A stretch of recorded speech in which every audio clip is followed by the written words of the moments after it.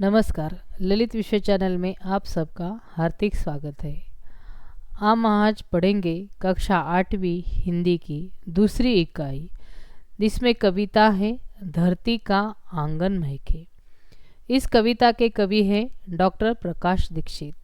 पहले हम इनका परिचय देखेंगे। इनका जन्म 1929 को हुआ है। इटवा यह उत्तर प्रदेश का है और इनकी मृत्यु 2012 में हुई। अब इनका परिचय देखेंगे। आजीवन ये अध्यापक रहे हैं। डॉक्टर दीक्षित जी ने अर्चना, मणिप्रभा, ज्ञानार्जन आदि पत्रिकाओं के संपादक भी रहे हैं। अमर उजाला समाचार पत्र में पत्रकारिता भी की है। इनकी ये रचनाएं भी बढ़ी है। पत्र पत्रिका की शोभा भी ये बढ़ाते हैं। अब इनकी प्रमुख कृतियाँ देखो। अर्चना जली, मंगल पथ, दोहवाली, राष्ट्रीय स्वर आदि इनकी रचनाएं हैं और कई इनकी कविता संग्रह भी है। अब धरती का आंगन महके, इस कविता में कवि को कुछ बताने का प्रयास किया है। तो क्या बताने का प्रयास किया है? तो कवि कहते हैं, प्रस्तुत कविता में कवि ने नैतिक मूल्यों का तथा ज्ञान विज्ञान की प्रगति के विषय में बताया गया है। कवि का मानना है कि ज्ञान विज्ञान का प्रसार महत्वपूर्ण है। इसके द्वारा प्रगति होनी चाहिए, मानव मात्र का भला होना चाहिए, न कि विनाशक अस्त्रों के निर्माण की होड़। दूसरी ओर समाज में स्नेह, सदाचार और मानवता का वातावरण समाज के विकास के लिए अत्यंत आवश्यक है। यह सब के बारे में इस कविता में कवि ने बताया है। तो चलिए हम कविता पढ़ेंगे। धरती का आंगन महके कर्म ज्ञान विज्ञान से, ऐसी सरिता करो प्रवाहित खिले खेत सब ध्यान से। अभिलाषाएं नित्य मुस्काए आशाओं की छाह में, पैरों की गति बंधी हुई हो विश्वासों की राह में। शिल्पकला कुमुदों की माला वृक्ष स्थल का हार हो, फूल फल से हरी भरी इस धरती का श्रृंगार हो। चंद्रलोक या मंगल ग्रह पर चढ़े किसी भी यान से, किंतु न हो संबंध विनाशक अस्त्रों का इंसान से।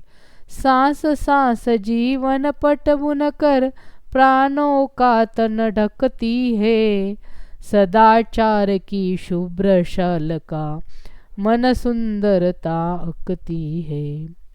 प्रतिभा का पैमान मेघ की ऊंचाई है नापता, मानवता का मीटर बन गया मन की गहरी मापता। आत्मा के अवृत कर दे स्नेह प्रभा परिधान से, करे अर्चना हम सब मिलकर वसुधा के जयगान से। धरती का आंगन महके कर्म ज्ञान विज्ञान से, ऐसी सरिता को प्रवाहित खिले खेत सब ध्यान से। इस प्रकार इस कविता को मैंने पढ़ाया। अब इस कविता का हर एक दो पंक्ति का अर्थ मैं आपको बताऊंगी। तो पहले देखते हैं इन दो पंक्ति का अर्थ। धरती का आंगन महके कर्म ज्ञान विज्ञान से, ऐसी सरिता करो प्रवाहित खिले खेत सब ध्यान से। कवि कहते हैं कि संपूर्ण पृथ्वी का आंगन विज्ञान से महके, अर्थात विज्ञान से होने वाली प्रगति का लाभ पूरी धरा को मिले। नदी की धरा इस प्रकार मोड़ दो कि हर खेत अनाज की भरपूर फसल उत्पन्न कर सके। अब अगले दो पंक्ति का अर्थ। अभिलाषाएं नित्य मुस्काए आशाओं की छाह में, पैरों की गति बंधी हुई है विश्वासों की राह में। मनुष्य जो आशा करे, जो भी अभिलाषा हो, वे सभी पूर्ण हो। मनुष्य सदा विश्वास रूपी बंधन में बंधा हुआ हो और विश्वसनीय बना रहे। तीसरी पंक्ति का अर्थ, शिल्पकला कुमुदों की माला, वृक्ष स्थल का हार हो, फूल फलों से हरी भरी इस धरती का श्रृंगार हो। सभी प्रकार के शिल्पकलाओं को हम अपनाएं और उनका समुचित विकास हो। साथ ही यह भूमि फूलों फलों से हरी भरी और सजी रहे।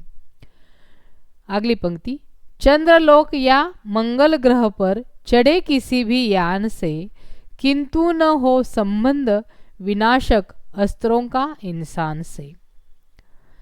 कवि कहते हैं कि विज्ञान की निरंतर प्रगति होती रहती है। मनुष्य अपने बनाए गए किसी भी अंतरिक्ष यान से चंद्र ग्रह और मंगल ग्रह पर सफलतापूर्वक पहुँचे, परंतु इंसान को इस बात का ध्यान रखना चाहिए कि वह विज्ञान का प्रयोग विध्वंसकारी शस्त्रों के निर्माण के लिए न करे।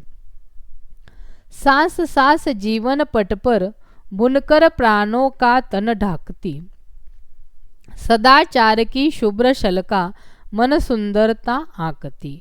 आगे कवि कहते हैं, प्रत्येक मनुष्य का जीवन सदाचार और पवित्रता जैसी मानवीय गुणों से परिपूर्ण हो। नैतिक गुण ही हमारी सुंदरता के परिचारक होते हैं। आगे पंक्तियां देखो, प्रतिभा का पैमान मेघा की ऊंचाई नापता, मानवता का मीटर बन मन की गहरी मापता। प्रतिभा का पैमाना मेधा की ऊंचाई नापता, मानवता का मीटर बन मन की गहरी मापता। हमारी प्रतिभा, हमारी मेघा अर्थात बुद्धि और हमारा मानवीय व्यवहार हमारे चरित्र के परिचय है। आखिरी पंक्तियां, आत्मा को अवृत कर दे स्नेह प्रभा परिधान से, करे अर्चना हम सब मिलकर वसुधा के जयगान से। तो आखिरी पंक्ति में कवि क्या कहते हैं, आत्मा को अवृत कर दे स्नेह प्रभा परिधान से, करे अर्चना हम सब मिलकर वसुधा के जयगान से। सबसे पहले कवि कहते हैं, सबके प्रति हमारा व्यवहार स्नेहपूर्वक हो, हमारी आत्मा स्नेह रूपी परिधान से सजी हो, हम सब मिलकर इस रत्न प्रसवीन वसुधा के गान गाए, उसकी अर्चना करें। तो इसी प्रकार कवि का यह कहना है कि हम कितनी भी वैज्ञानिक प्रगति करें, ज्ञान विज्ञान का प्रसार तो महत्वपूर्ण है, लेकिन इसके बारे में मानवता की भलाई भी होनी चाहिए और समाज में स्नेह, सदाचार, मानवता का वातावरण, इस सब का विकास समाज में अवश्य होना चाहिए। यही इस कविता के माध्यम से कवि ने हमें बताने का प्रयास किया है। अभी ये कविता मैंने आपको पढ़कर बताई, इसका अर्थ बताया। अगर ये